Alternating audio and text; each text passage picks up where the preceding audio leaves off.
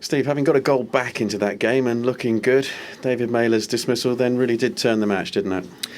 Well, for me, there's two turning points in it. I mean, to be fair, we can say that the first half performance wasn't good enough. I think we have to be honest enough to put that right. But Gomez, when the ball's headed back in, I know there's a collision between our two players. The reason why they were forced to make that collision was because Gomez is in and around them. And for me, he's standing 5 yards offside. And that becomes a difficult one because it's a grey area. And then, of course, we're back into the game. And then Mailer makes a challenge, which some will say it's a fair challenge. I think there's two different angles. When you look at one angle, he's played the ball and his foot then's gone over the top of it. And the other one where it doesn't look great. You know, it's reckless. So I suppose we know the rules these days. But, you know, I think there's the grey area again. You know, is it a good challenge? Is it not? And there's the debate. You know, he's tried to make a challenge. He's tried to go the outside of his left foot. And I suppose when you go to floor, it's always very difficult not to show your studs. So I think your team tonight will be looking at it. In some people's eyes, you can look in two different angles to say it looks a good challenge. Other ones, you can say it doesn't look great. So, you know, but they're the big turning points in the game, because just as we've got back into the game, then we've had a really good chance, a really big scramble to make it 2 each. Abel's missed a really good chance.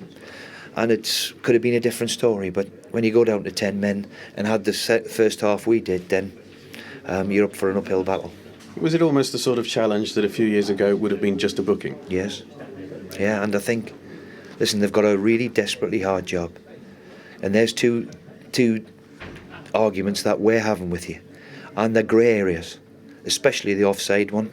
You know, are they interfering? Well, he scissor kicked it in the back of the net, standing 5 yards offside when the ball comes into our box. Surely he's interfering with play when he can do that. Now, you could say we should be clearing it.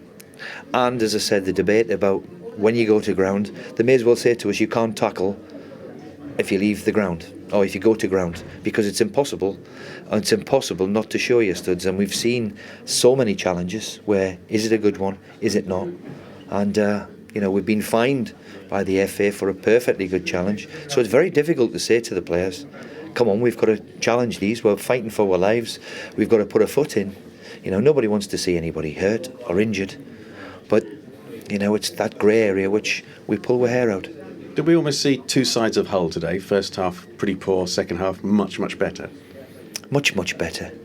And it was not like us. We've played very well over the last 6-7 weeks. Haven't quite got the results in terms of winning, but we've played. It was a level of performance.